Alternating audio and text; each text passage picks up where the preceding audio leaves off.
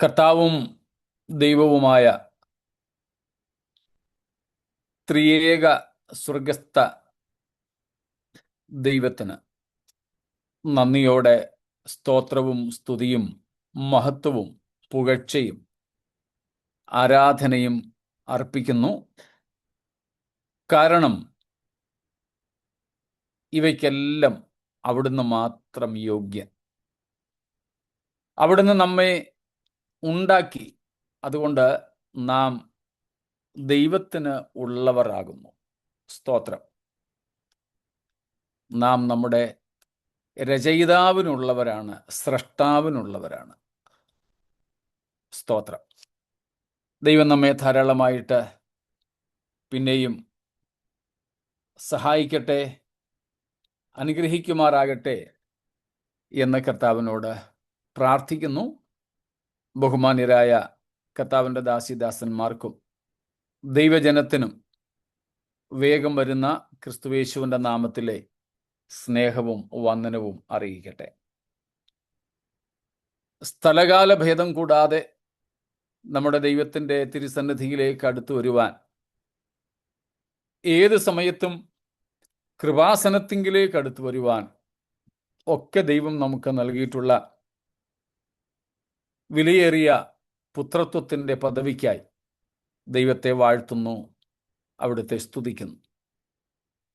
ഇന്നത്തെ പ്രത്യേക സമയ ക്രമീകരണത്തിലും നിങ്ങളുടെ സഹകരണത്തിന് നന്ദി അർപ്പിക്കുന്നു. ദൈവമായ കർത്താവ് നമ്മെ സഹായിക്കുമാറാകട്ടെ. രോഗികളായി ഭാരപ്പെടുന്ന നമ്മുടെ പ്രിയപ്പെട്ടവരെ പ്രത്യേകാൽ പ്രാർത്ഥനയിൽ ഓർത്താലും സ്തോത്രം. ഒന്നിലധികം കുടുംബങ്ങൾ പ്രയാസങ്ങളിലൂടെ കടന്നു പോകുന്നത് നമുക്കറിയാമല്ലോ. ദൈവത്തിന് സ്തോത്രം. നാം ഒരുമിച്ച് മഹാപുരോഹിതനായ യേശുവിൻ്റെ അടുക്കലേക്ക് പോവുകയാണ്. സ്തോത്രം. ഏത് സമയത്തും നമുക്ക് ദൈവത്തിൻ്റെ തിരുസന്നിധിയിലേക്ക് അടുത്ത് ചെല്ലേണ്ടതിന് കർത്താവ് നൽകിയിട്ടുള്ള ഭാഗ്യകരമായ പുത്രത്വത്തിൻ്റെ പദവിക്കായി സ്തോത്രം. നമുക്ക് ഒന്നും കൂടെ എബ്രായ ലേഖനം 3-ാം അധ്യായം 1-ാമത്തെ വാക്യം വായിക്കാമല്ലോ. അതുകൊണ്ട് വിശുദ്ധ സഹോദരന്മാരെ, സ്വർഗീയ വിളിക്ക് ഓഹരിക്കാർ ആയുള്ളവരെ, നാം സ്വീകരിച്ചു പറയുന്ന അപ്പോസ്തലനും മഹാപുരോഹിതനുമായ യേശുവിനെ ശ്രദ്ധിച്ചു നോക്കുവിൻ. സ്തോത്രം. മഹാപുരോഹിതനുമായ യേശുവിനെ ശ്രദ്ധിച്ചു നോക്കുവിൻ. ഇന്നലെ നമ്മളതേപ്പറ്റി കാണുകയുണ്ടായി. മുഴു ലോകത്തോടും വിളിച്ചു പറയുന്ന സന്ദേശമല്ല. സ്തോത്രം. വിശുദ്ധ സഹോദരന്മാർക്കും സ്വർഗീയ വിളിക്ക് ഓഹരിക്കാരായുള്ളവർക്കും നൽകപ്പെടുന്ന പ്രബോധന വചനമാണിത്. സ്തോത്രം. ലോകത്തോടുള്ള സന്ദേശം പൗലോസ് വിളിച്ചു പറയുന്നുണ്ട്. 2 കൊരിന്ത്യർ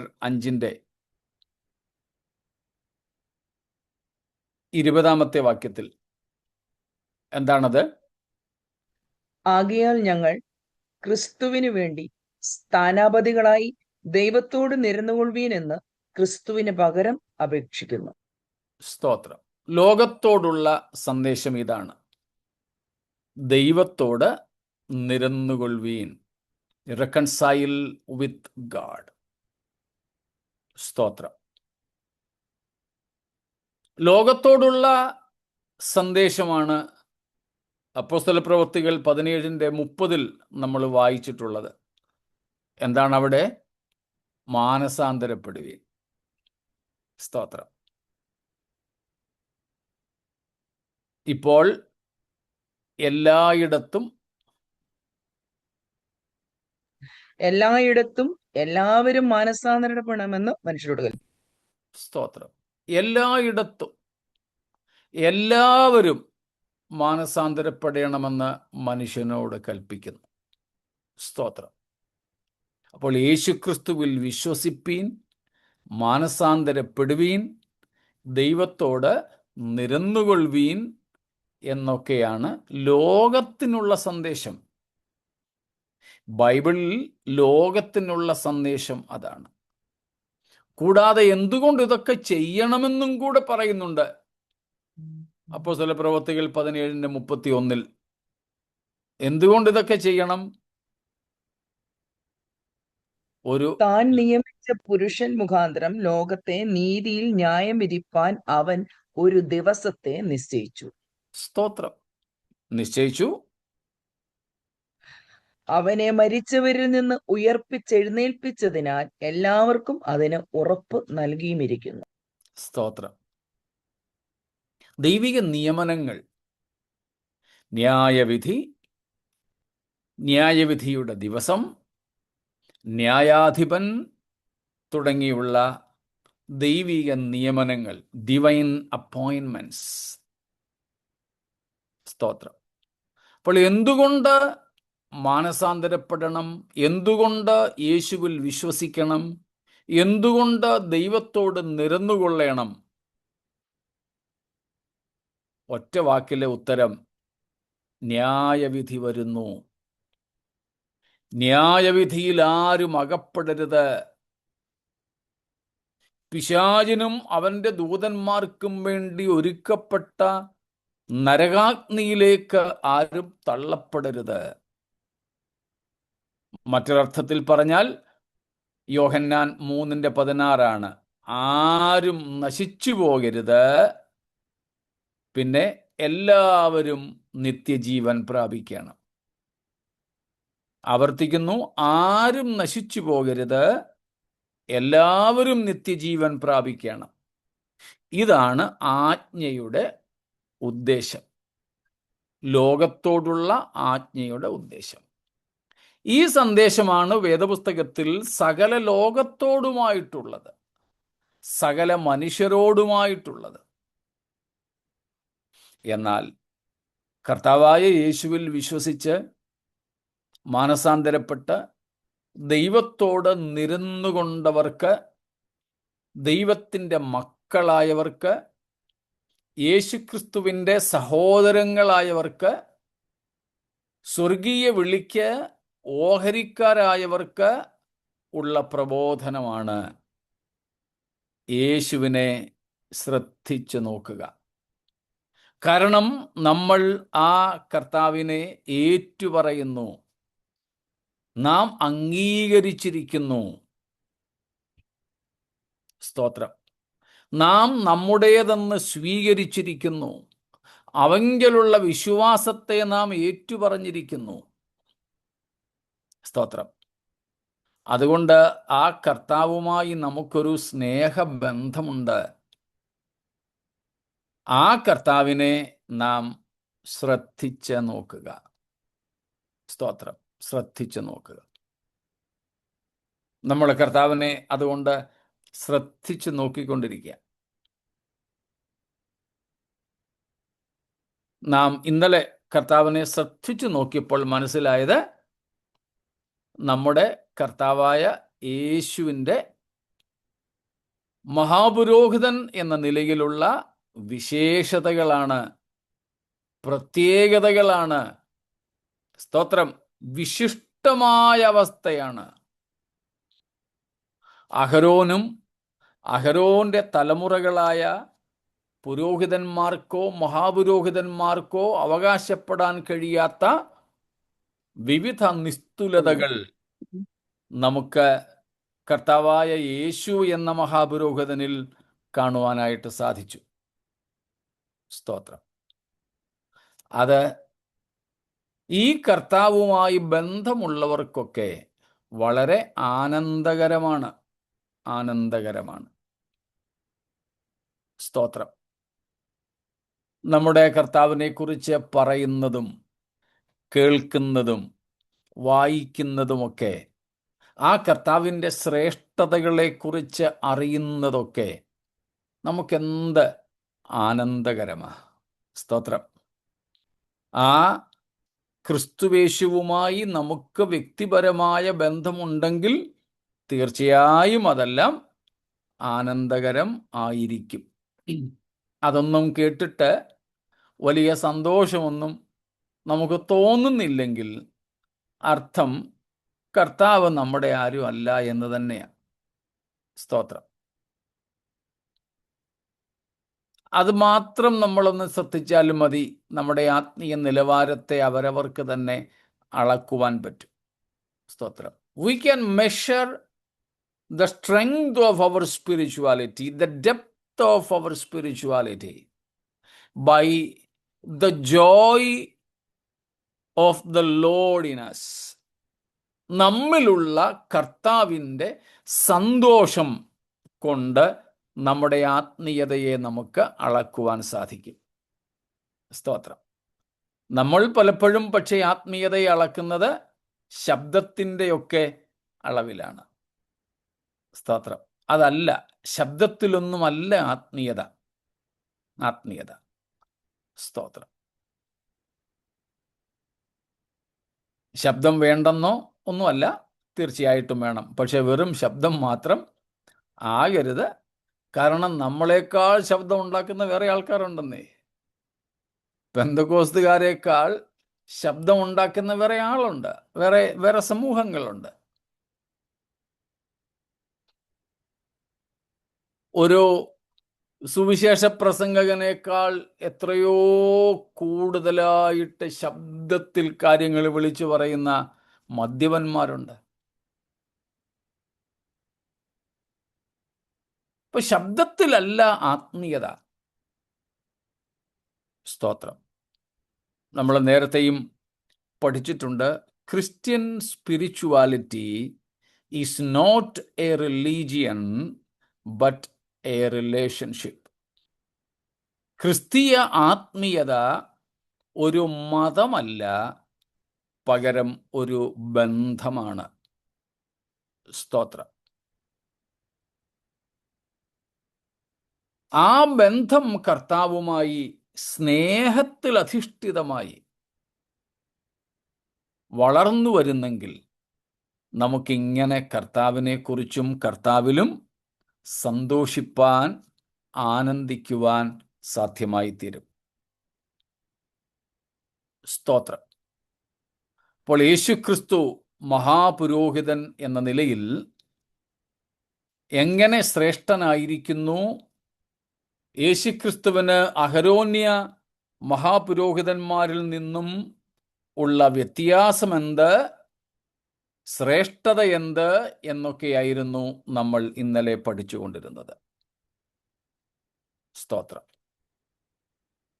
അതിൽ ഒരു കാര്യവും കൂടെ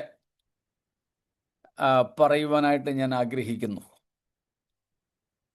ഇന്നലെ നമ്മൾ പറഞ്ഞ് നിർത്തിയത് കൊണ്ട് ചോദ്യത്തിനൊന്നും അവസരമുണ്ടായിരുന്നില്ലെന്നാണ് ഞാൻ കരുതുന്നത്, ഓർക്കുന്നത്.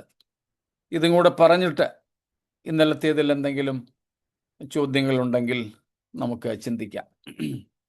സ്തോത്രം. ഒരു കാര്യവും കൂടെ അതിൽ ഉള്ളത്, സ്തോത്രം, എന്തെന്നാൽ നമ്മുടെ അഹരോന്യ മഹാപുരോഹിതന്മാർക്കാർക്കും നമ്മളെ ദൈവത്തിൻ്റെ സന്നിധിയിലേക്ക്, പിതൃസന്നിധിയിലേക്ക് കൊണ്ടുപോകുവാൻ അഥവാ കൂട്ടിക്കൊണ്ടുപോകുവാൻ കഴിയുകയില്ല. അവരിൽ തന്നെ എല്ലാവരും അവിടെ എത്തിയിട്ടുണ്ടോ എന്ന് പോലും സംശയമാണ്. മഹാപുരോഹിതന്മാരിൽ തന്നെ എല്ലാവരും. കാരണം പ്രവാചക പുസ്തകങ്ങളിൽ പലയിടത്തും നാം കാണുന്നുണ്ട്, പുരോഹിതന്മാരും പ്രഭുക്കന്മാരും രാജാക്കന്മാരും പ്രവാചകന്മാരും എല്ലാം ഒരുപോലെ ദൈവത്തിൽ നിന്നും അകന്നു പോയിരിക്കുന്നു എന്ന്. സ്തോത്രം. അപ്പോൾ പല മഹാപുരോഹിതന്മാരും, ഉദാഹരണത്തിന് യേശുക്രിസ്തുവിനെ വിസ്തരിച്ച അമ്മാവിയപ്പനും മരുമകനും രണ്ടുപേരും മഹാപുരോഹിതന്മാരായിരുന്നല്ലോ, ഹന്നാവും കയ്യഫാവും. സ്വർഗത്തിൽ പിതാവിൻ്റെ സന്നിധിയിൽ എത്തിക്കാണാൻ സാധ്യത കുറവാ കാണുന്നത്. പിന്നീട് ഒരു മാനസാന്തരപ്പെട്ടോ എന്ന് നമുക്കറിയില്ല. ഏതായാലും അതേ അവസ്ഥയിൽ തന്നെയാണ് അവർ മരിച്ചതെങ്കിൽ എത്ര ദീർഘവർഷങ്ങൾ മഹാപുരോഹിതന്മാരായിരുന്നു എന്നത് യാതൊരു തരത്തിലും പരിഗണിക്കപ്പെടില്ല. കാരണം ദൈവപുത്രനായ ക്രിസ്തുവിനെ നിരസിച്ചവരാണവർ. ദൈവപുത്രനായ ജീവനായകനെ ക്രൂശിച്ചു കൊന്നവരാണവർ. ക്രൂശിക്കാൻ ഏൽപ്പിച്ചവരാണവർ. സ്തോത്രം. അവർക്ക് ക്രൂശിച്ചു കൊല്ലാൻ അധികാരമില്ലാതിരുന്നത് കൊണ്ട് മാത്രം അവർ ക്രൂശിച്ചു കൊന്നില്ല എന്നേ ഉള്ളൂ. എന്നാൽ അധികാരമുള്ളവരെ ഏൽപ്പിക്കുകയാണ് ചെയ്തത്. അതവർ പറയുകയും ചെയ്തിട്ടുണ്ട്. നിങ്ങളുടെ ന്യായപ്രമാണപ്രകാരം നിങ്ങൾ അവനെ വിധിപ്പീനെന്ന് പീലാത്തോസ് പറയുമ്പോൾ പറയുന്നു, ഞങ്ങൾക്ക് അവനെ ക്രൂശിക്കാനും കൊല്ലാനും ഒന്നുള്ള അധികാരമില്ലല്ലോ. അടിക്കാനൊക്കെ ആയിരുന്നെങ്കിൽ ഞങ്ങൾ അടിച്ചേനെ, പക്ഷെ ഞങ്ങൾക്ക് അവനെ അടിച്ചാൽ പോരാ, കൊല്ലണം. അതിന് ഞങ്ങൾക്ക് അധികാരമില്ല. അതുകൊണ്ട് അധികാരമുള്ളവൻ്റെ അടുക്കലേക്ക് കൊല്ലാൻ വേണ്ടി കൊണ്ടുവന്നതാണ്. അപ്പോൾ അതിന് നേതൃത്വം കൊടുത്തവരായിരുന്നു ഈ മഹാപുരോഹിതന്മാർ രണ്ടുപേരും. അപ്പോൾ അതുകൊണ്ടാണ് പറഞ്ഞത്, മഹാപുരോഹിതന്മാരിൽ, അഹരോന്യ മഹാപുരോഹിതന്മാരിൽ തന്നെ എല്ലാവരും ദൈവസന്നിധിയിലേക്ക് എത്തിയിട്ടുണ്ടോ എന്ന് സംശയമാണ്. മഹാപുരോഹിതന്മാരാരും സ്വർഗത്തിൽ ഇല്ല എന്നല്ല ഈ പറഞ്ഞത്, തെറ്റിദ്ധരിക്കരുത്. അപ്പോൾ പിന്നെ ഇവർക്ക് നമ്മളെ ദൈവസന്നിധിയിലേക്ക് കൂട്ടിക്കൊണ്ടുപോകുന്നതിനുള്ള യാതൊരു സാധ്യതയുമില്ല. എന്നാൽ ക്രിസ്തു എന്ന മഹാപുരോഹിതനോ, സ്തോത്രം, ക്രിസ്തു എന്ന മഹാപുരോഹിതനോ അവൻ ദൈവസന്നിധിയിലേക്ക് ചെന്നു എന്നുള്ളത് മാത്രമല്ല, അവിടുന്ന് നമ്മെ പിതൃസന്നിധിയിലേക്ക് നടത്തുക കൂടെ ചെയ്യുന്നവനാണ്. 2:10 ഇബ്രായ ലേഖനത്തിൽ നമ്മളത് കണ്ടു കഴിഞ്ഞു. അനേകം പുത്രന്മാരെ തേജസ്സിലേക്ക് നടത്തുമ്പോൾ അവരുടെ രക്ഷാനായകനായ യേശുവിനെ, ബാക്കി നമുക്ക് തൽക്കാലം വേണ്ട. സ്തോത്രം. മനസ്സിലാവുന്നുണ്ടല്ലോ? അപ്പോൾ ക്രിസ്തുവിന് നമ്മെ പിതാവിൻ്റെ സന്നിധിയിലേക്ക് കൂട്ടിക്കൊണ്ടുപോകുവാനും കഴിയും. യേശു നമ്മുടെ രക്ഷാ നായകനാണ്. അതുകൊണ്ട് നമുക്ക് മുമ്പായി അവിടേക്ക് പ്രവേശിക്കുക മാത്രമല്ല, നമ്മെയും അവിടേക്ക് കൂട്ടിക്കൊണ്ടുപോകുവാൻ പ്രാപ്തനാണ്, അധികാരമുള്ളവനാണ്. അതും യേശു എന്ന മഹാപുരോഹിതൻ്റെ ഒരു വിശേഷതയാണ്. അഹരോന്യ മഹാപുരോഹിതന്മാർക്കാർക്കും ഇല്ലാത്ത ഒരു യോഗ്യത. സ്തോത്രം. അപ്പം നമ്മെ അവിടേക്ക് കൂട്ടിക്കൊണ്ടുപോകുവാൻ, സ്തോത്രം, ഈ ഭൂമിയിൽ വെച്ച് തന്നെ നമുക്ക് ദൈവസന്നിധിയിലേക്ക് പ്രവേശനം നൽകപ്പെട്ടിരിക്കുന്നു. എബ്രായർ 2:10, 4:16, 10:19. 4:16 നമുക്കേക്ക് പരിചയമുള്ളതാണ്. അതുകൊണ്ട്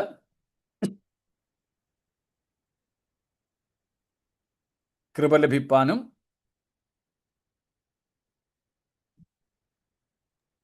സഹായത്തിലുള്ള കൃപ പ്രാപിപ്പാനുമായി നാം ധൈര്യത്തോടെ കൃപാസനത്തിന് അടുത്ത് ചെല്ലുക. സ്തോത്രം. 10:19, 10:19. അതുകൊണ്ട് സഹോദരന്മാരെ, യേശു തന്റെ ദേഹം എന്ന തിരശ്ശീലയിൽ കൂടി നമുക്ക് പ്രതിഷ്ഠിച്ച ജീവനുള്ള പുതുവഴിയായി തന്റെ രക്തത്താൽ വിശുദ്ധ മന്ദിരത്തിലേക്കുള്ള പ്രവേശനത്തിന് ധൈര്യവും ദൈവാലയത്തിന്മേൽ ഒരു മഹാപുരോഹിതനും നമുക്കുള്ളതുകൊണ്ട് ഉള്ളതുകൊണ്ട് നാം ദുർമനസാക്ഷി നീങ്ങുമാറ് ഹൃദയങ്ങളിൽ തളിക്കപ്പെട്ടവരും ശുദ്ധവെള്ളത്താൽ ശരീരം കഴുകപ്പെട്ടവരുമായി വിശ്വാസത്തിന്റെ പൂർണ്ണ നിശ്ചയം പൂണ്ട് പരമാർത്ഥ ഹൃദയത്തോടെ അടുത്തു ചെല്ലുക. സ്തോത്രം. യേശു തൻ്റെ ദേഹം എന്ന തിരശീലയെ ചീന്തി അല്ലെങ്കിൽ കീറി അല്ലെ മുറിച്ചു നമുക്ക് നേരിട്ട് പിതൃസന്നിധിയിലേക്ക് പ്രവേശനം സാധിപ്പിച്ചു. അപ്പോൾ ക്രിസ്തുവേശുവിലൂടെ നമുക്ക് ദൈവസന്നിധിയിലേക്ക് പ്രവേശനമുണ്ട്. സ്തോത്രം. ഇടനിലക്കാർ വേറെ ആരും വേണ്ട. അപ്പോൾ ക്രിസ്തുവിന് നമ്മെ ദൈവസന്നിധിയിലേക്ക് കൂട്ടിക്കൊണ്ടുപോകുവാൻ സാധിക്കും. എത്ര വലിയ പാപിയെയും യേശുവിൽ ആശ്രയിച്ചാൽ ദൈവസന്നിധിയിൽ കൊണ്ടെത്തിക്കുന്ന ഉറപ്പ്, ഗ്യാരണ്ടി യേശുക്രിസ്തുവിലൂടെ നമുക്ക് ലഭിക്കുന്നു. ഒരു മഹാപുരോഹിതനും തരുവാൻ കഴിയാത്ത ഉറപ്പാണ് നമുക്ക് ലഭിക്കുന്നത്. സ്തോത്രം.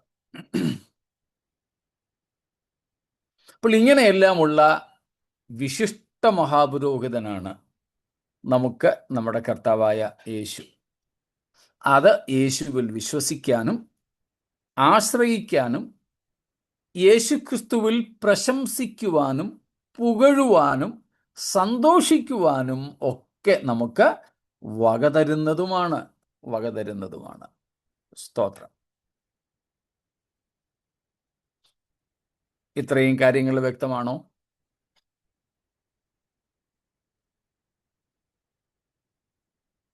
രണ്ട് ചോദ്യങ്ങൾ. ഒരെണ്ണം ഇന്നലത്തേതാണ്. ദൈവം മഹാപുരോഹിത വൃത്തിക്ക് വേണ്ടി തിരഞ്ഞെടുക്കുന്നതുമായി ബന്ധപ്പെട്ട് ഇന്നലെ നമ്മൾ പഠിച്ചപ്പോൾ വന്നൊരു ചോദ്യമായിരുന്നു. ഞാൻ പറഞ്ഞു വിട്ടു, എങ്കിലും ഒന്നും കൂടെ പറയുന്നു എന്നേ ഉള്ളൂ. യെശയ്യാവ്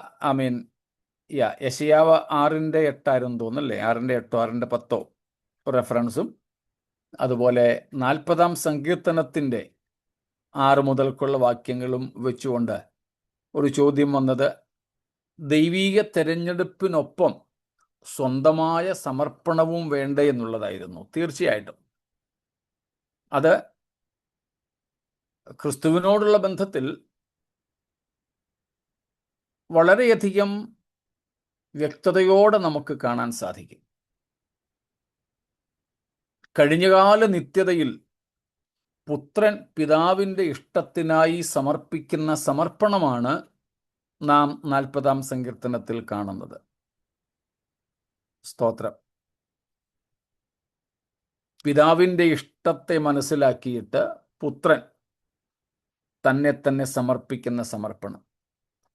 അതിനെ അല്പം വൈകാരികമായ മാനുഷ്യഭാഷയിൽ പറഞ്ഞാൽ യോഹന്നാൻ 1:18 വാക്യമൊക്കെ കൂടെ ചേർത്ത് വെച്ച് പറയുകയാണെങ്കിൽ, സ്തോത്രം, പിതാവിൻ്റെ മടിയിൽ പുത്രൻ ഇങ്ങനെ അനാദികാലം മുതൽ വിരാജിച്ചു കൊണ്ടിരുന്നപ്പോൾ, സ്തോത്രം, സകല ദൂതന്മാരെയുമൊക്കെ വിളിച്ച് കൂട്ടി ദൈവം ഇങ്ങനെ ഒരു ചോദ്യം ചോദിച്ചു. ഈ അനാദിയിൽ ദൂതന്മാർ പോലും ഇല്ലെന്നുള്ളതാണ് സത്യം കേട്ടോ. പിതാവിൻ്റെ ഇഷ്ടത്തെ വെളിപ്പെടുത്തി മനുഷ്യജാതിയെ അവരുടെ പാപങ്ങളിൽ നിന്നും രക്ഷിക്കേണ്ടതിന് ആര് പോകും? എങ്ങനെ സാധിക്കും? ദൈവത്തിന് അറിയാത്തതുകൊണ്ട്, ദൈവത്തിനൊരു അഭിപ്രായമില്ലാത്തതുകൊണ്ട്, ദൈവത്തിനൊരു വഴിയില്ലാത്തതുകൊണ്ട് ഇവരെയൊക്കെ വിളിച്ചുകൂട്ടി ആലോചന ചോദിച്ചതാണെന്നാരും കരുതരുത് കേട്ടോ. ദൈവത്തിൻ്റെ ആലോചനാ സഭ എന്ന് പറയുന്നത് ഈ കഴിഞ്ഞ ദിവസം ഒരാൾ പ്രസംഗിക്കുന്നത് ഞാൻ കേട്ടു. ഒരാൾ എനിക്ക് നിരന്തരം കഴിഞ്ഞ ഏതാണ്ട് 1-2 ആഴ്ചയായിട്ട് ഒരു ആളിൻ്റെ പ്രസംഗങ്ങൾ അയച്ചു തരികയായിരുന്നു. മലയാളികളല്ല കേട്ടോ, ഇവിടെ ബോംബെയിലുള്ള ഒരു ആള്, പഞ്ചാബിയാണെന്ന് തോന്നുന്നു പ്രസംഗകൻ. അയച്ചു തന്നയാള് മധ്യപ്രദേശുകാരനാണ്. ഒന്ന് കേട്ടു നോക്ക്, ഇതുപോലെയുള്ള മാർമിക വസ്തുതകൾ ഞാൻ ഇതുവരെ ആരും പ്രസംഗിച്ച് കേട്ടിട്ടില്ല എന്നും പറഞ്ഞ് എനിക്ക് അയച്ചു തന്നത്. എല്ലാ ദിവസവും ഓരോ വീഡിയോ വെച്ച് അയച്ചു തരുമായിരുന്നു. അദ്ദേഹം അയച്ചു തന്ന ആദ്യത്തെ വീഡിയോ എന്നാൽ ഒന്ന് കേൾക്കാമെന്ന് വിചാരിച്ച് ഞാൻ കഴിഞ്ഞ ദിവസം ഒന്ന് കേട്ടു. അപ്പോഴതിൽ അദ്ദേഹം പറയുന്നതാണ് ദൈവത്തിൻ്റെ ആലോചനാ സഭ, ദൈവത്തിൻ്റെ കൗൺസിൽ. ദൈവം ഒറ്റയ്ക്ക് ഒന്നും ചെയ്യുന്നില്ല. ദൈവത്തിൻ്റെ കൗൺസിലിന്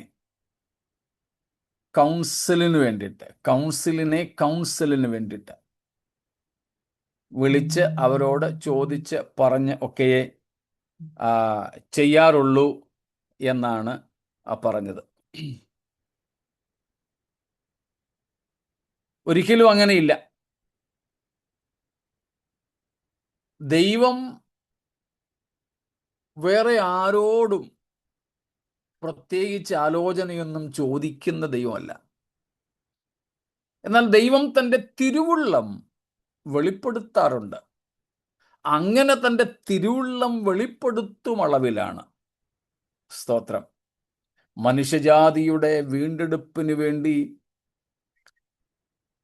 ദൈവത്തിൻ്റെ മടിയിൽ ഇരുന്ന പുത്രൻ ചാടി മടിയിൽ നിന്നും ഇറങ്ങി ദൈവത്തിന് അഭിമുഖമായി, പിതാവിന് അഭിമുഖമായി നിന്ന് ഒരുപക്ഷെ സാഷ്ടാംഗം പ്രണമിച്ചുകൊണ്ടുപോലും പറഞ്ഞു കാണും. അതാണ് 40-ാം സങ്കീർത്തനത്തിൽ നമ്മൾ കാണുന്നത്. എന്താ? ഇതാ ഞാൻ വരുന്നു, നിന്റെ ഇഷ്ടം ചെയ്യുവാൻ ഞാൻ പ്രിയപ്പെടുന്നു. സ്തോത്രം. തീർച്ചയായും ദൈവത്തിൻ്റെ തെരഞ്ഞെടുപ്പിനൊപ്പം വ്യക്തിപരമായ സമർപ്പണവും കൂടിയേ തീരൂ. പുത്രനിൽ അതുണ്ടായിരുന്നു. സ്തോത്രം. ഈവൻ ഇന്ന് നമ്മുടെ ജീവിതത്തിലായാലും അത് അത്യന്താപേക്ഷിതമാണ്. സ്തോത്രം. ഇന്ന് നമ്മുടെ ജീവിതത്തിലായാലും അത് കൂടിയേ തീരും.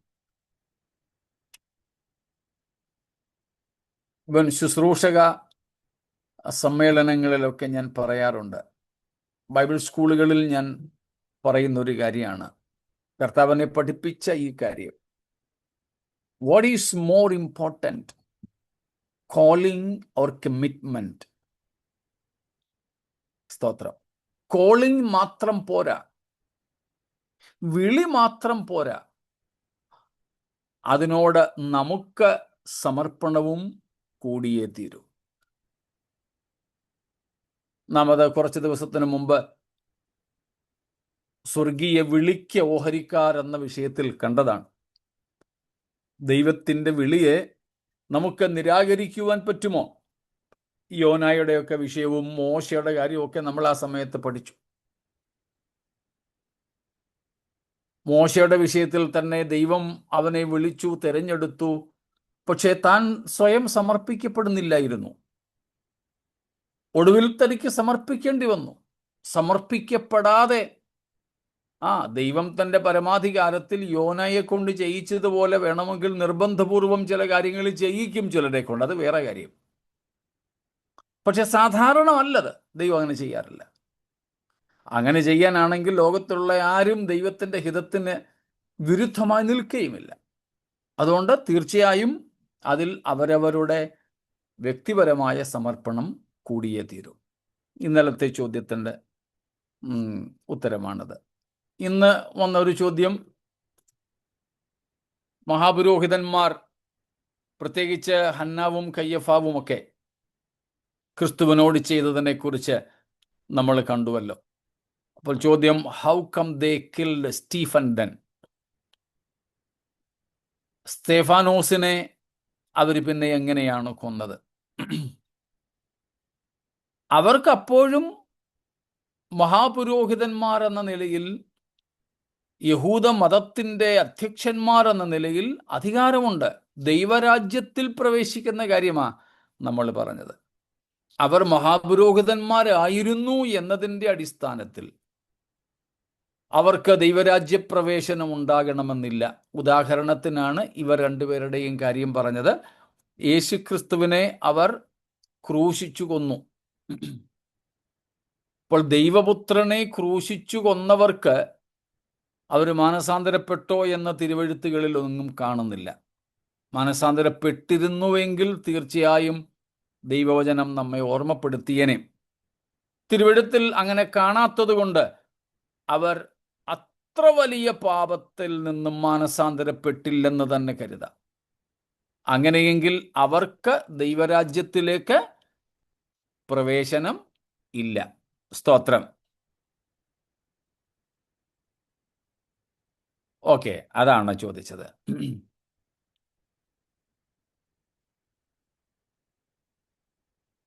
അപ്പോൾ അങ്ങനെ കൊല്ലാൻ യഹൂദന്മാർക്ക് അധികാരമില്ല എങ്കിൽ പിന്നെ സ്തേഫാനോസിനെ കല്ലെറിഞ്ഞു കൊന്നത് എങ്ങനെ? അവർക്ക് ഇല്ലാത്ത അധികാരം എങ്ങനെ അവർ ഉപയോഗിച്ചു എന്ന ചോദ്യം. ഓക്കെ, ഞാനതായിരുന്നില്ല ചിന്തിച്ചത്. അതൊരു ക്രൗഡ് കില്ലിംഗ് ആയിരുന്നു. പ്രത്യേകിച്ച് മഹാപുരോഹിതന്മാർ ആയിരുന്നുമില്ല അതിന് നേതൃത്വം കൊടുത്തവർ. അതിന് നേതൃത്വം കൊടുത്തയാള് ശൗലായിരുന്നുവെന്ന് നമ്മൾ അപ്പോസ്തലപ്രവൃത്തിയിൽ വായിക്കുന്നുണ്ട്. ശൗലിനും അധികാരം കൊടുത്തത് മഹാപുരോഹിതന്മാർ തന്നെയാണ്. പക്ഷെ കൊല്ലാനുള്ള അധികാരമായിരുന്നില്ല കൊടുത്തത്. അപ്പം അതൊരു ക്രൗഡ് കില്ലിംഗ് ആയി നമുക്ക് അവിടെ മനസ്സിലാക്കാം. ഔദ്യോഗികമായ വധശിക്ഷയായിരുന്നില്ല. വധശിക്ഷയ്ക്ക് വിധിക്കാനുള്ള അധികാരം സൻഹദ്രീൻ സംഘത്തിനും ഉണ്ടായിരുന്നില്ല. യഹൂദ നിയമപ്രകാരം ഉണ്ടായിരുന്നു, കല്ലെറിഞ്ഞു കൊല്ലാം. പക്ഷേ യേശുവിനെ കല്ലെറിഞ്ഞുമല്ല കൊല്ലേണ്ടിയിരുന്നത്. അവർക്ക് കല്ലെറിഞ്ഞുമല്ല യേശുവിനെ കൊല്ലേണ്ടിയിരുന്നത്. അതിനവർ ശ്രമിച്ചിട്ടുണ്ട്. ലൂക്കോസ് 4-ാമത്തെ അധ്യായത്തിൽ പല പ്രാവശ്യം അതിന് ശ്രമിച്ചതാ. മലയിൽ നിന്ന് തള്ളിയിട്ട് കൊല്ലാൻ ശ്രമിച്ചു, കല്ലെറിയാനൊക്കെ ശ്രമിച്ചു. അങ്ങനെയൊക്കെ കൊല്ലാൻ യഹൂദന്മാർ ശ്രമിച്ചതാ. യഹൂദന്മാരുടെ ന്യായപ്രമാണ വിധിക്കനുസരിച്ച് യേശുവിനെ കൊല്ലാൻ അവർ ശ്രമിച്ചിട്ടുണ്ട്. പക്ഷെ അതൊന്നും നടന്നിട്ടില്ല. അതുകൊണ്ട് ഔദ്യോഗികമായിട്ട് തന്നെ യേശുവിനെ കൊല്ലണം. പ്രത്യേകിച്ചും ക്രൂശിൽ തന്നെ ഏറ്റവും ക്രൂരമായി അവനെ ക്രൂശിക്കണം. അതുകൊണ്ടാണല്ലോ എങ്ങനെങ്കിലും കൊല്ലാൻ അല്ലല്ലോ അവരെ പീലാത്തോസിന്റെ മുമ്പിലും മുറവിളി കൂട്ടിയത്, അവനെ ക്രൂശിക്ക എന്ന്. അപ്പോൾ യേശുവിനെ ക്രൂശിച്ച് തന്നെ കൊല്ലണം. അതിനുള്ള അധികാരം യഹൂദന്മാർക്കില്ലായിരുന്നു. അതാണ് പറഞ്ഞത്. എന്നാൽ ന്യായപ്രമാണപ്രകാരം വേണേൽ കല്ലെറിഞ്ഞ് കൊല്ലാം. പക്ഷെ അങ്ങനെയല്ല ചെയ്യേണ്ടത്.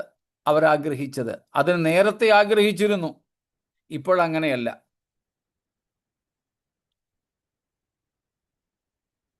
അതുകൊണ്ടാണ് യേശു കർത്താവിൻ്റെ കാലത്തും യേശു കർത്താവിൻ്റെ ശുശ്രൂഷ കാലത്തും ഒരു ദുഷ്ടകർമ്മത്തിൽ ഏർപ്പെട്ട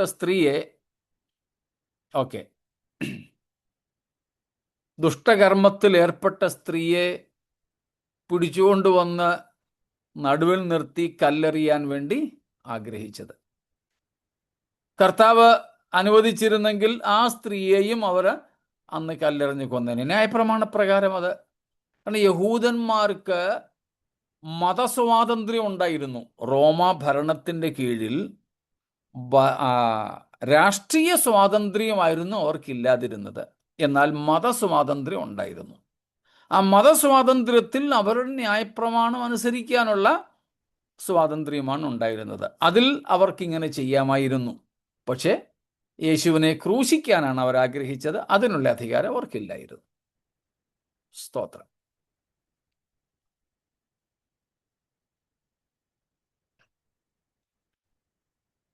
ഇന്നലത്തേതും ഇന്നത്തേതുമായ വിഷയങ്ങളിൽ മറ്റെന്തെങ്കിലും?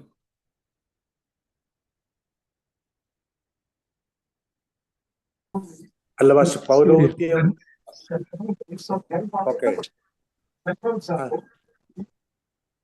ജോക്കുട്ടിച്ചൻ പറഞ്ഞേട്ടെ. ഈ അഹ്റോന്യ പൗരോഹിത്യവും മൽക്കിസദേക്കിന്റെ പൗരോഹിത്യവും തമ്മിലുള്ള വ്യത്യാസം പിന്നാലെ വരുമോ അതോ? അതെ, വരുന്നു. ഇന്ന് ഓക്കെ, നമ്മൾ താങ്ക് യു, ഇതിന് താങ്ക് യു, ഇതിന് ഇതിന് താങ്ക് യു, ശേഷം താങ്ക് യു. നമ്മൾ അതാ എടുക്കുന്നത്. Okay okay. ജോച്ചായൻ വല്ലതും ചോദിക്കായിരുന്നോ?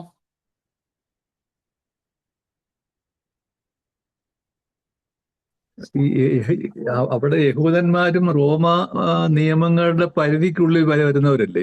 അപ്പം യഹൂദന്മാർക്ക് സ്വന്തമായിട്ട് കൊല്ലുവാൻ, അങ്ങനെ കല്ലെറിഞ്ഞ് കൊല്ലുവാൻ അവരുടെ മതസ്വാതന്ത്ര്യത്തിൽ പ്രകാരം അവർക്ക് ചെയ്യാൻ പറ്റുമായിരുന്നു റോമ സാമ്രാജ്യത്തിൽ ഇരുന്നുകൊണ്ട്? പറ്റുമായിരുന്നുവെന്നാണ് നമുക്ക് ഈ ഇപ്പോൾ പറഞ്ഞ സംഭവങ്ങളിൽ നിന്ന് മനസ്സിലാകുന്നത്. കാരണം അവർക്ക് മതസ്വാതന്ത്ര്യം അനുവദിക്കപ്പെട്ടിരുന്നു. ആ മതസ്വാതന്ത്ര്യത്തിൽ അവർക്ക് ആരാധനാ സ്വാതന്ത്ര്യവും അവരുടെ ന്യായപ്രമാണപ്രകാരമുള്ള കാര്യങ്ങൾ നടത്തുന്നതിനും. ഇപ്പോൾ നമ്മുടെ ഇന്ത്യയിൽ തന്നെ ഇപ്പോൾ ഒരു ടഗ് ഓഫ് വാർ നടന്നുകൊണ്ടിരിക്കുകയാണല്ലോ കുറച്ച് വർഷങ്ങളായിട്ട്. BJP ഗവൺമെൻറ് ഭരണമേറ്റതിന് ശേഷം മുസ്ലിം സമുദായവുമായിട്ടുള്ള ഒരു പ്രധാനപ്പെട്ട യുദ്ധം എന്ന് പറയുന്നത്, അല്ലെങ്കിൽ യുദ്ധം എന്ന് പറഞ്ഞാൽ ഒരു എന്താണ് പറയുന്നത്, അസ്വാരസ്യം എന്ന് പറയുന്നത് ശരീഅത്ത് നിയമങ്ങളുടെ പാലനമാണ്. ശരീഅത്ത് നിയമം എന്ന് വെച്ചാൽ അവരുടെ മതനിയമമാണ്. അത് നമ്മുടെ ഭാരതത്തിലും അനുവദിച്ചു കൊടുത്തിരുന്നു. ഇപ്പോൾ അത് പാടില്ല. അതുകൊണ്ടൊക്കെ കൂടെയാണ് ഒരു എന്താണ് പറയുന്നത്, പൊതുവായ സിവിൽ കോഡ് വരണമെന്ന് government, BJP government, central government നിരന്തരം പറയുന്നത്.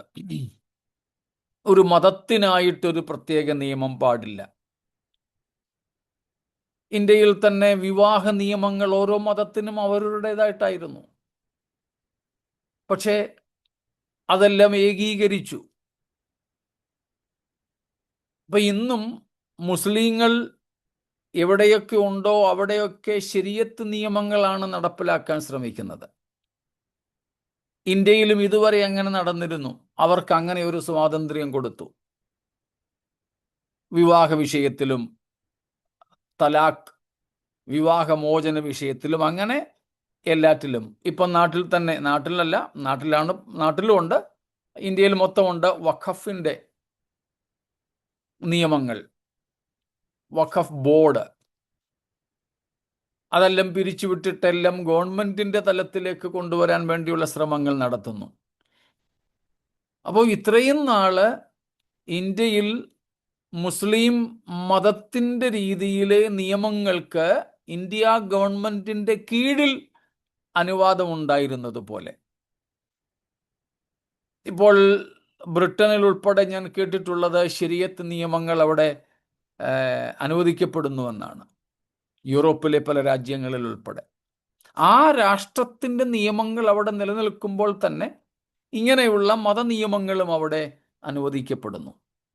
ഇതുപോലെ റോമ ഗവൺമെൻറ്റിൻ്റെ ഭരണമായിരുന്നു രാഷ്ട്രീയമായി നടന്നിരുന്നതെങ്കിലും യഹൂദന്മാർക്ക് അവരുടെ മതത്തിൻ്റെ നിയമങ്ങൾ, of course time, it's okay, മതത്തിൻ്റെ നിയമങ്ങൾ പാലിക്കപ്പെടാൻ അനുവാദം കൊടുത്തിരുന്നു. മതസ്വാതന്ത്ര്യത്തിൽ അതും ഉൾപ്പെടുന്നുണ്ട്. അതുകൊണ്ടാണ് അവർ അങ്ങനെയുള്ള ന്യായപ്രമാണം പറയുന്ന പ്രത്യേക കുറ്റകൃത്യം ചെയ്തവരെ കല്ലെറിഞ്ഞ് കൊല്ലുന്നത്. അത് ഈ ഇപ്പം നമ്മൾ പറഞ്ഞ രണ്ട് സംഭവങ്ങളിലും അങ്ങനെ തന്നെയായിരുന്നുവെന്ന് മനസ്സിലാക്കാം.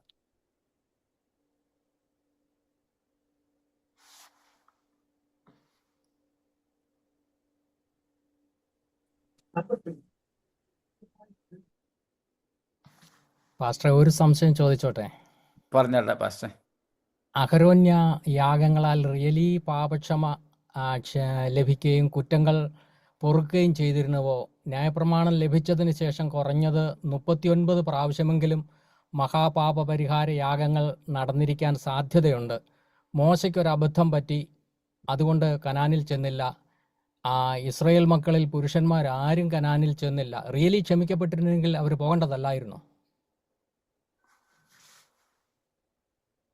ഈ 39 തവണ എന്ന് പറഞ്ഞത് അവരുടെ മരുയാത്രയിലെ വിഷയം അല്ലേ? അതെ അതെ. ഓക്കെ.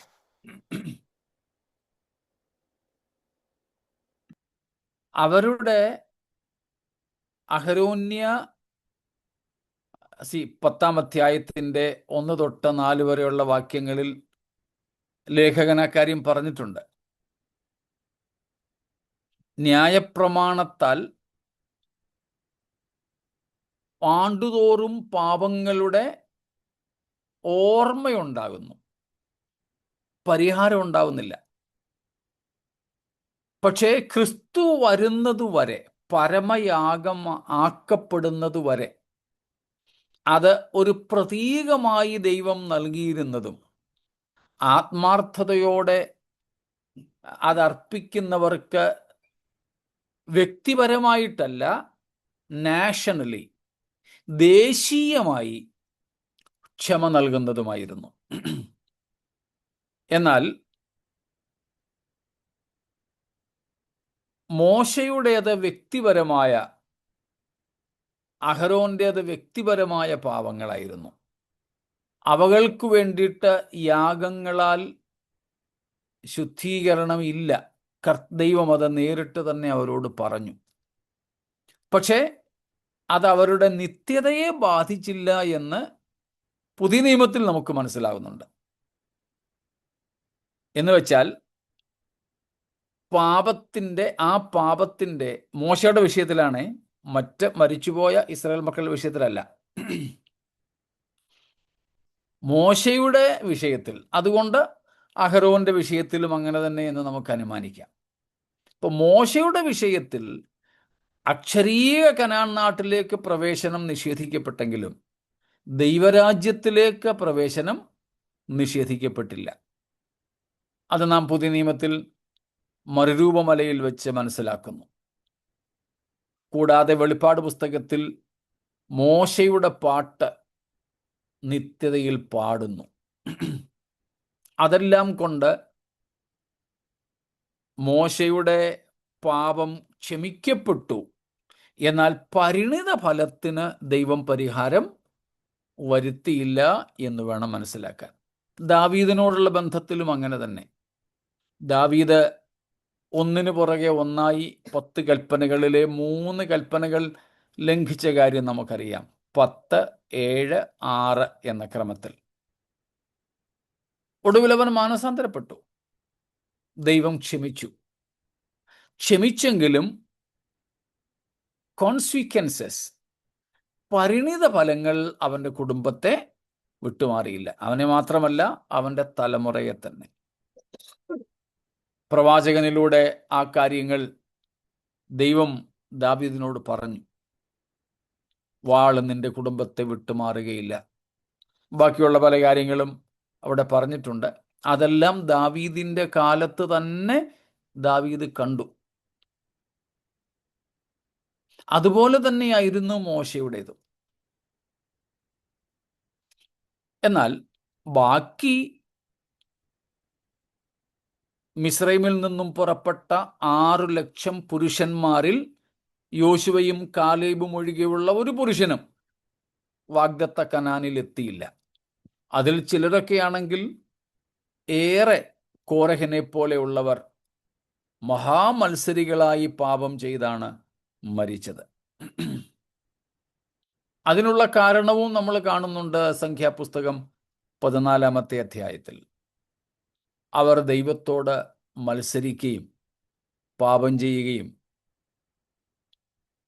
ഒടുവിൽ അവർ പറഞ്ഞതിന് ദൈവം അങ്ങ് ആമീൻ പറയുകയും ചെയ്തപ്പോഴാണ്.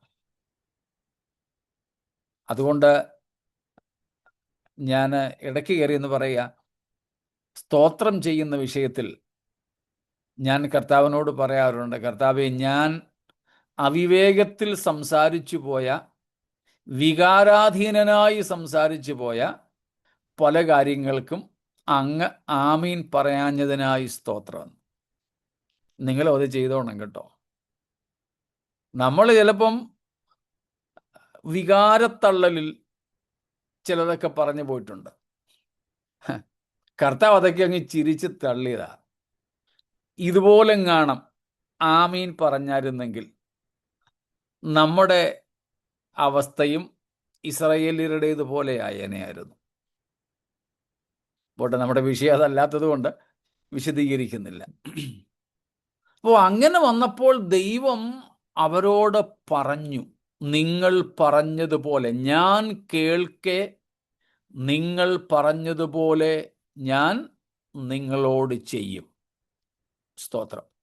അതുകൊണ്ട് ഞാൻ ആ വിഷയത്തിൽ ഇങ്ങനെയും പറയാറുണ്ട്, ഇസ്രായേൽ മക്കൾ ഈ 6 ലക്ഷത്തോളം പേർ, 2 പേരൊഴികെ, കൂടാതെ അവരുടെ ഭാര്യമാരുമൊക്കെ ഉണ്ടായിരിക്കാനാണ് സാധ്യത, പുരുഷന്മാർ മാത്രമാകാൻ സാധ്യതയില്ല. അവരൊക്കെ കൂടെ മരുഭൂമിയിൽ ഈ 38 കൊല്ലം കൊണ്ട് മരിച്ചു വീഴണമെന്ന് വിധി കൽപ്പിച്ചതാരാ? അല്ലെങ്കിൽ അങ്ങനത്തെ ഒരു വിധി പറഞ്ഞതാരാ?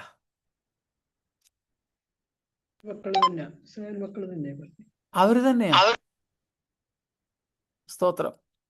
അവര് പറഞ്ഞതിനെ ദൈവം അങ്ങ് ഒപ്പിട്ടു എന്ന് മാത്രമേ ഉള്ളൂ, അറ്റസ്റ്റേഷൻ കൊടുത്തതേ ഉള്ളൂ. സ്തോത്രം. അതുകൊണ്ട് ദൈവം അതങ്ങ് വിധിച്ചു. ദൈവം വിധിച്ചത് അങ്ങനെ തന്നെ ആയതുകൊണ്ട്, അത് ക്ഷമിക്കുവാൻ ദൈവത്തിന് മനസ്സില്ലാതിരുന്നത് കൊണ്ട് അതങ്ങ് നടപ്പിലായി. അതുമാത്രമല്ല, ഈ ഉത്സവങ്ങൾ, ഈ മഹാപാപ പരിഹാര ദിവസം ഉൾപ്പെടെയുള്ള ഉത്സവങ്ങളുടെ ആചരണം മരുഭൂയാത്രയിലായിരുന്നില്ല, കനാനിലെത്തിയ ശേഷമായിരുന്നു. 7 ഉത്സവങ്ങൾ നമുക്കറിയാം. ലേവ്യ 23-ാം അധ്യായത്തിൽ പറയുന്നുണ്ട്. അതിലെ ചില ഉത്സവങ്ങളൊന്ന് നോക്കിക്കോളൂ. ഏറ്റവും ഒടുവിലത്തെ ഉത്സവങ്ങളിൽ ഒന്നാണ് കൂടാരപ്പെരുന്നാൾ, ഫീസ്റ്റ് ഓഫ് ദ ബൂത്ത്സ് അല്ലെങ്കിൽ ടാബർനാക്കിൾ. അത് മരുഭൂയാത്രയിൽ ഈ 40 വർഷത്തിനകം അവർക്ക് ആചരിക്കാൻ പറ്റുന്ന ഒന്നായിരുന്നു? അല്ല. ഈ മരുഭൂയാത്രയുടെ ഓർമ്മയ്ക്ക് വേണ്ടിയാ. അത് അവര് ഈ ഉത്സവങ്ങളെല്ലാം തന്നെ അതുകൊണ്ട് അവർ ആചരിച്ചത് കനാൻ നാട്ടിൽ എത്തിയ ശേഷമാണ്. ആ ഉത്സവങ്ങൾ, അവരുടെ ആഘോഷങ്ങൾ മരുഭൂയാത്രയിലായിരുന്നില്ല. ഈ മഹാപാപ പരിഹാര ദിവസവും ആ യാഗവും കനാനിലെത്തിയ ശേഷമാണ് ദൈവം അവർക്ക് കൽപ്പിച്ചത്, ആചരിക്കേണ്ടിയിരുന്നത്. അതുകൊണ്ട് ഈ 40 വർഷത്തിനകം ഈ 39 തവണയെങ്കിലും അവര് ഇത് ആചരിച്ചു. കാരണം അവര് ഈ ന്യായപ്രമാണം ലഭിക്കുന്നതിന് ആദ്യത്തെ 1 വർഷം സിനായി മലയിൽ പാർത്തെന്നാണ് വായിക്കുന്നത്. അതിനുശേഷം ആ 1 വർഷത്തിനകം ആ കൽപ്പന ലഭിക്കുന്നത്, ന്യായപ്രമാണം ലഭിക്കുന്നത്. അതുകൊണ്ടാണ് 39 എന്ന് ദേവദാസൻ പറഞ്ഞത്. പക്ഷേ ഇതിൻ്റെ എല്ലാം ആചരണം അവർ കനാനിലെത്തിയ ശേഷമേ ഉണ്ടായിരുന്നുള്ളൂ. അതുമാത്രമല്ല, ആ യാഗങ്ങൾ അർപ്പിച്ചെന്ന് കരുതിയും ഈ പറയപ്പെട്ടതുപോലെയുള്ള ചില പാപങ്ങളുടെ ക്ഷമ ദൈവം നൽകിയെന്ന് വരുന്നില്ല. അതുകൊണ്ട് ആ ക്ഷമ നൽകപ്പെട്ടാലും പരിണിത ഫലങ്ങൾ മാറി എന്നൊരിക്കലും വരികയില്ല. ദാവീദിൻ്റെയും മോശയുടെയും ഒക്കെ വിഷയത്തിലുണ്ടായതുപോലെ. അതുപോലെ തന്നെയാണ് പിച്ചള സർപ്പം അല്ലെങ്കിൽ അഗ്നിസർപ്പങ്ങൾ അവരെ കടിച്ചപ്പോൾ, അവർ മരിക്കാൻ തുടങ്ങിയപ്പോൾ നിലവിളിച്ചു, മാനസാന്തരപ്പെട്ടു.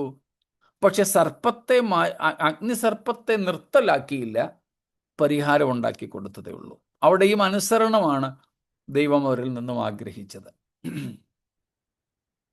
അതുകൊണ്ട്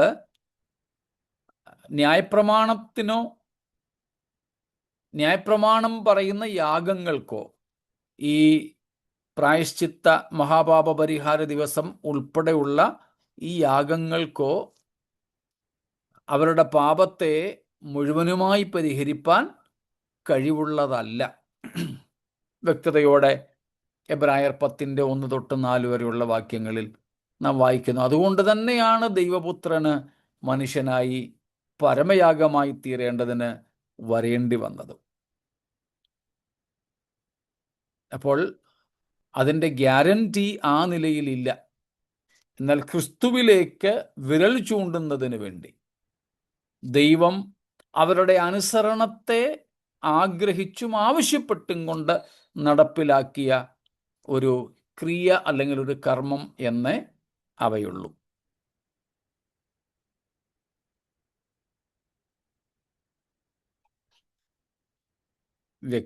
ഓക്കെ, സ്തോത്രം.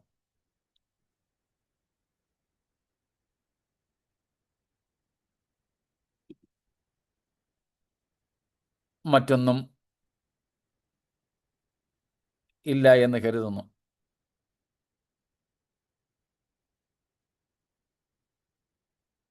സ്തോത്രം.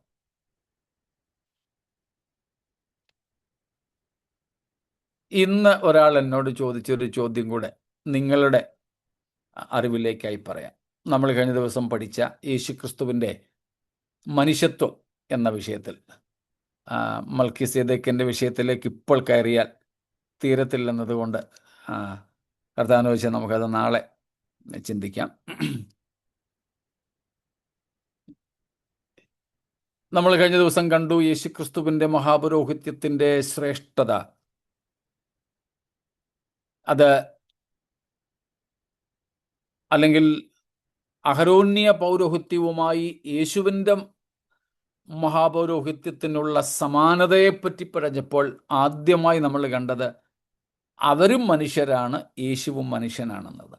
അപ്പോൾ യേശുവിൻ്റെ മനുഷ്യത്വത്തെക്കുറിച്ചാണ് നമ്മൾ ആ കാര്യത്തിൽ പഠിച്ചത്. അതിനോടനുബന്ധിച്ച ഒരു ചോദ്യമായി ഇന്ന് ഒരാൾ എന്നോട് ചോദിച്ചത്, അതായത് യേശുക്രിസ്തുവിൻ്റെ മനുഷ്യത്വം നമ്മൾ പഠിച്ചു, അത് അനന്തമായിട്ട് തുടരുന്നു എന്ന്. അപ്പോൾ അതിൻ്റെ ഒരു മറുഭാഗമാണ് ചോദ്യകർത്താവ് ഉന്നയിച്ചത്. യേശുവിൻ്റെ മനുഷ്യത്വത്തിൻ്റെ ആരംഭം എപ്പോൾ എന്ന്. യേശുവിൻ്റെ മനുഷ്യത്വത്തിൻ്റെ ആരംഭം എപ്പോൾ?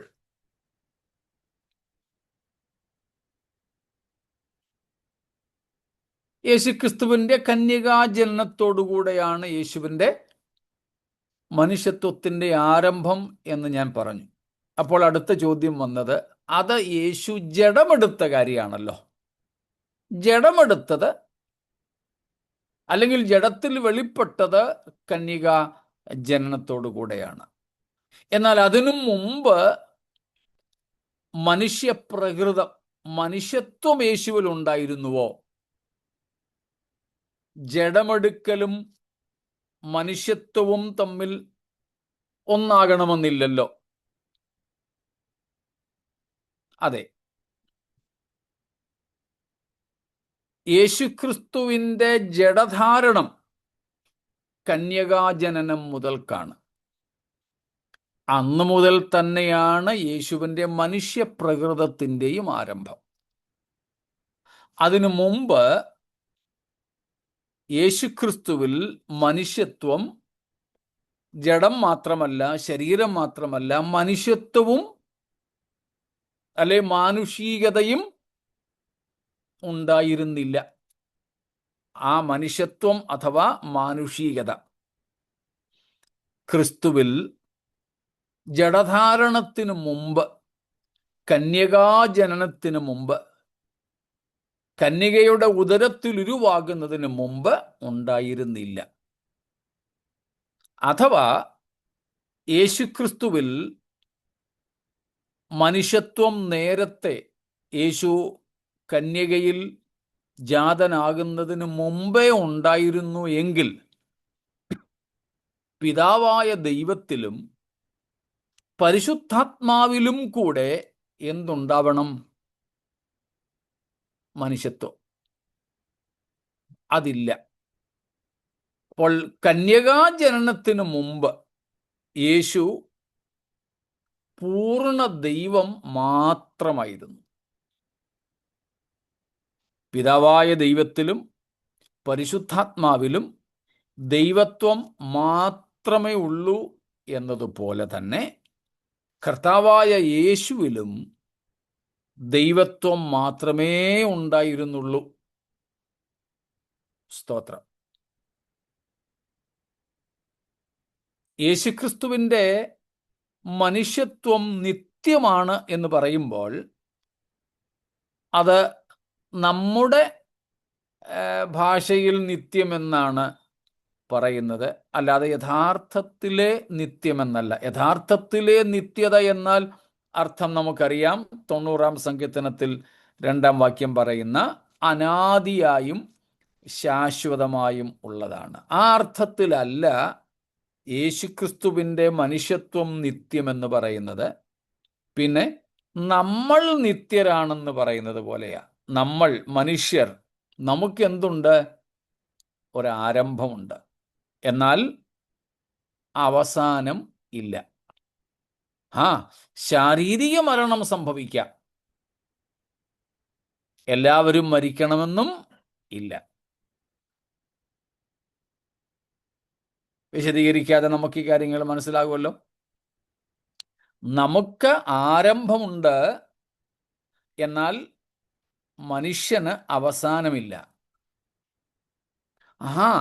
ശാരീരിക ജീവിതത്തിനൊരു അവസാനമുണ്ട്, എന്നാലും ഈ ശരീരം ഉയർക്കും. കാരണം വേദപുസ്തകം നമ്മെ പഠിപ്പിക്കുന്ന ക്രൈസ്തവ രക്ഷ, ക്രിസ്തീയ രക്ഷാശാസ്ത്രപ്രകാരമുള്ള രക്ഷ കേവലം ആത്മാവിൻ്റേതു മാത്രമല്ല, ശരീരത്തിൻ്റെയും കൂടെയാണ്. അതാണ് നാം പല ഭാഗങ്ങളുണ്ട്. ഏറ്റവും മനോഹരമായ വാക്യമാണ് 1 തെസ്സലോനിക്കർ 5:23.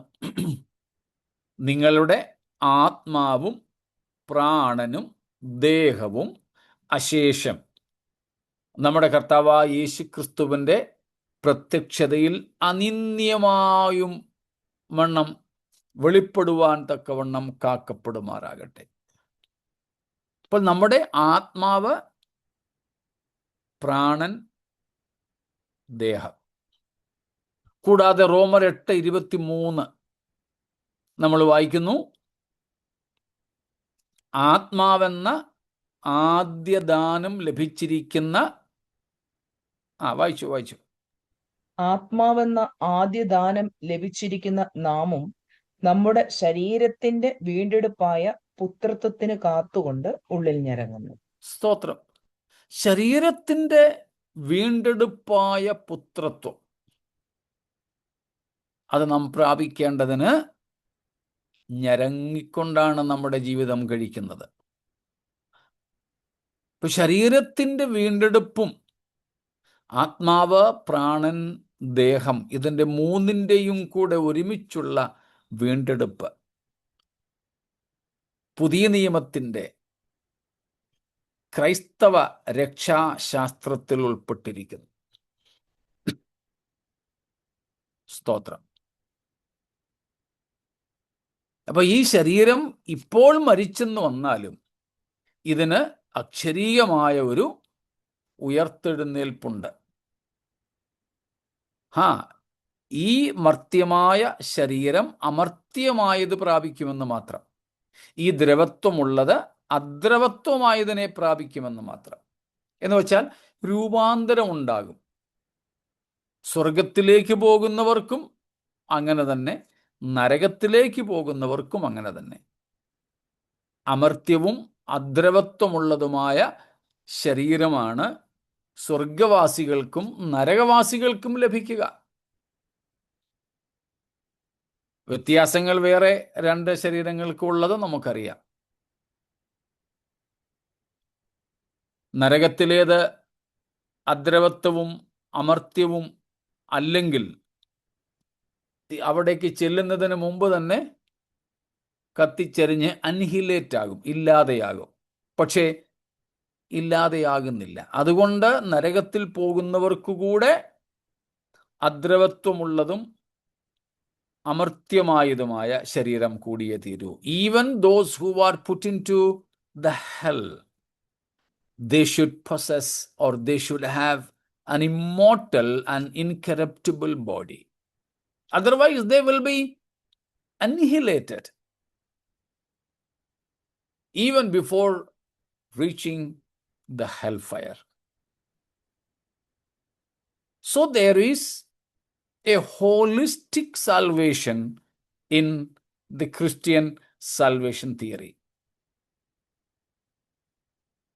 It's a holistic salvation. We are eternal in the sense we will have an unending life, but we have a beginning, and therefore we are not eternal as God is eternal. God is eternal, and its real meaning is, as we find in Psalms 90 verse 2, which has no beginning, which has no end, everlasting to everlasting. Jesus' humanity is not eternal as he himself is eternal, but his humanity is eternal as we are eternal, unending. We have a beginning, but no end. യേശുക്രിസ്തുവിന്റെ മനുഷ്യത്വം യേശുവിൻ്റെ ദൈവത്വം പോലെ നിത്യമായതല്ല, തുടക്കവും ഒടുക്കവും ഇല്ലാത്തതല്ല. എന്നാൽ മനുഷ്യൻ നിത്യനായിരിക്കുന്നത് പോലെയാണ് യേശുവിൻ്റെ മനുഷ്യത്വവും നിത്യമെന്ന് പറയുന്നത്. എന്ന് വെച്ചാൽ അതിനൊരു തുടക്കമുണ്ട്, എന്നാൽ അത് സദാകാലത്തേക്കും നിലനിൽക്കുന്നു. സ്തോത്രം. കാര്യങ്ങൾ ഇതുവരെയുള്ളത് വ്യക്തമായി കാണും എന്ന് കരുതുന്നു. സ്തോത്രം. ഇപ്പോൾ ക്രിസ്തുവേശുവിലൂടെ നമുക്ക് ലഭിച്ചിരിക്കുന്ന മഹാപുരോഹിതനായി സ്തോത്രം. അവിടുന്ന് നമ്മെ പിതാവിങ്കലേക്ക് ഒരു രാജമാർഗം വെട്ടിത്തുറന്ന് പ്രവേശിപ്പിച്ചു.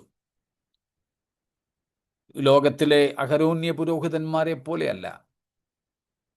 താൻ തന്നെ നമുക്ക് മുമ്പായി സ്വർഗത്തിലേക്ക് പ്രവേശിച്ചിരിക്കയാൽ, താൻ തന്നെ നമുക്ക് മുമ്പായി തേജസ്കരിക്കപ്പെട്ടിരിക്കയാൽ, നമ്മെയും തന്നോട് അനുരൂപരാക്കി തന്നോട് കൂടെ ഇരുത്തുവാൻ മതിയായവനാണ്.